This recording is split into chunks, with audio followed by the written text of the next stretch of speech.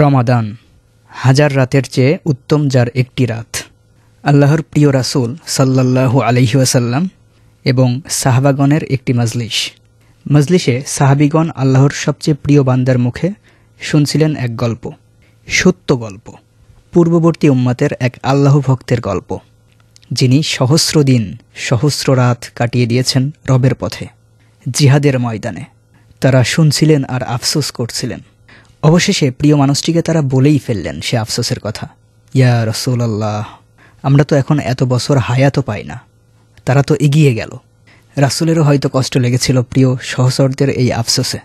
তাদের আফসোস এতটাই খাঁটি ছিল যে আরশে আজিম পর্যন্ত পৌঁছে গেল সে দীর্ঘশ্বাস। আল্লাহ সে আফসোস ফিরিয়ে দিলেন আনন্দের বার্তায় পাল্টে। বান্দাদের হাদিয়া দিলেন এমন একটি রাত যা সহস্র রজনী থেকেও উত্তম, লাইলাতুল কদর, তাকদীরের রাত, যে রাতে দলে দলে ফেরেশতা দুনিয়াতে নেমে আসে, যে রাতে জিবরাইল আলাইহিস সালামও দুনিয়াতে আসেন, সাথে নিয়ে আসেন রবের আদেশ, সকল বিষয়ের আদেশ। আগামী লাইলাতুল কদর পর্যন্ত সমস্ত বান্দাদের ভাগ্যলিপি। সারা রাত চলে ফেরেশতাদের এই অবতরণ এবং সারা রাতই চলে আসে অভিবাদন, সালাম সালাম। সুবহে সাদিক যখন শুরু হয়, দিগন্তে ভেসে ওঠে নতুন একটি দিনের আলোকরেখা। এই অবতরণ থেমে যায়, সে মুবারক রাত্রি শেষ হয়ে যায়, থেকে যায় সে রাতের করা আমলগুলো আর বরকতের সময়গুলো। কুরআনে পুরো একটি সূরাই নাজিল হয়েছে এই লাইলাতুল কদর সম্পর্কে। তার নামও সূরাতুল কদর। নিশ্চয় আমি তা অর্থাৎ কুরআন নাজিল করেছি কদরের রাতে। তুমি কি জানো কদরের রাত কি? কদরের রাত সহস্র মাস অপেক্ষা উত্তম। সে রাতে ফেরেশতা ও রূহ, জিবরাইল তাদের রবের অনুমতিক্রমে সকল সিদ্ধান্ত নিয়ে অবতরণ করে। শান্তিময় সেই রাত, যতক্ষণ না ফজরের উদয় হয়। আসুন আরও শুনি। এ রাত জেগে থেকে ইবাদতের রাত। এ রাতে হবে সগীরা গুনাহের মোচন। আল্লাহর হাবিব সাল্লাল্লাহু আলাইহি ওয়াসাল্লাম বলেন, যে ব্যক্তি ঈমানের সাথে ও সওয়াব লাভের আশায় লাইলাতুল কদরে ইবাদতে কাটাবে, তারও আগের সব গুনাহ ক্ষমা করা হবে। সহিহ বুখারী 1802। এ রাত কল্যাণ লাভের রাত। কল্যাণ থেকে বঞ্চিতরাই কেবল এ রাত থেকে বঞ্চিত হয়।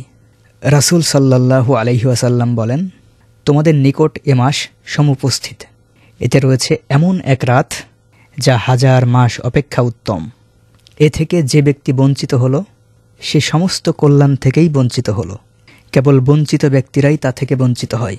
সুনানু ইবনে মাজাহ 1644। সে রাত কোন রাত? যে রাত এত বরকতময়, যে রাত এত শান্তিময়। সে রাত রমাদানের এক রাত, শেষ দশকের এক রাত। রাসূল সাল্লাল্লাহু আলাইহি ওয়াসাল্লাম উম্মাকে এ রাতের নির্দিষ্ট সময় জানানোর জন্য যখন ঘর থেকে বের হলেন, দেখতে পেলেন দুজন লোক ঝগড়া করছে।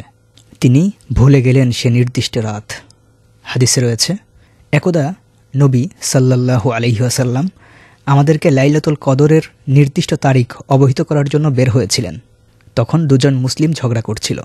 তা দেখে তিনি বললেন, আমি তোমাদেরকে লাইলাতুল কদরের সংবাদ দিবার জন্য বের হয়েছিলাম। তখন অমুক অমুক ঝগড়া করছিল, ফলে তার নির্দিষ্ট তারিখের পরিচয় হারিয়ে যায়। সম্ভবত এর মধ্যে তোমাদের জন্য কল্যাণ নিহিত রয়েছে। তোমরা নবম, সপ্তম ও পঞ্চম রাতে তা তালাশ করো। সহিহ বুখারী 6049। এ হাদিসে যেমন আছে নবম, সপ্তম ও পঞ্চম রাতের কথা, অন্য হাদিসে আবার এসেছে সকল বেজোর রাতের কথা। কোথাও আছে সুনির্দিষ্টভাবে 27তম রাত্রির কথা। কোথাও আছে শেষ দশক জুড়েই লাইলাতুল কদর অন্বেষণের তাকিদ। সতর্কতা এটাই, আগ্রহীরা শেষ দশক জুড়েই ইবাদাতে অধিক হারে মশগুল হয়ে যায়।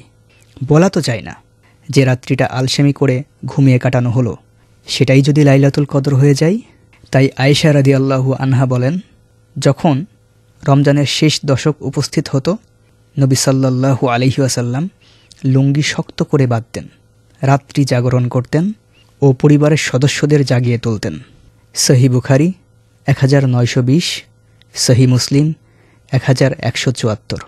এত এত গুরুত্ব ও স্পষ্ট নির্দেশনা দেওয়ার পাশাপাশি হাদিসে সে রাতের কিছু আলামতও বলে দেওয়া আছে। সে রাত হবে পূর্ণিমা রাতের মতো, গভীর অন্ধকারে ছেয়ে যাবে না, নীতিশীতোষ্ণ অর্থাৎ গরম বা শীতের তীব্রতা থাকবে না, মৃদু বাতাস প্রবাহিত হতে থাকবে। সে রাতে ইবাদত করে মানুষ অপেক্ষাকৃত অধিক তৃপ্তিবোধ করবে। কোনো ইমানদার ব্যক্তিকে আল্লাহ স্বপ্নে তা জানিয়েও দিতে পারেন। সে রাতে বৃষ্টি বর্ষণ হতে পারে। সকালে হালকা আলোকরশ্মিসহ সূর্যোদয় হবে, যা হবে পূর্ণিমার চাঁদের মতো।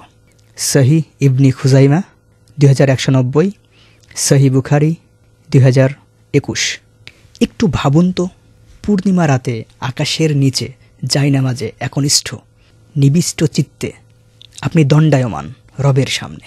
একদিকে মৃদু বাতাস তনুমন শীতল করছে, আরেকদিকে অনুতপ্ত অন্তর থেকে উঠে আসা অশ্রুকণা আপনার কপোল ভিজিয়ে দিচ্ছে।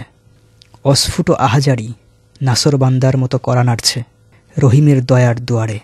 এক সংকল্পে বারবার দৃঢ় হচ্ছে চোয়াল, ক্ষমা না নিয়ে আজ ফিরব না যে। সবটুকু অসহায়ত্ব নিয়ে পুরো হৃদয়কে শূন্য করে একদম গভীর থেকে উঠে আসছে একটি আওয়াজ, আল্লাহ মাফ করে দাও। আল্লাহ মাফ করে দিবে না? ইনশাআল্লাহ।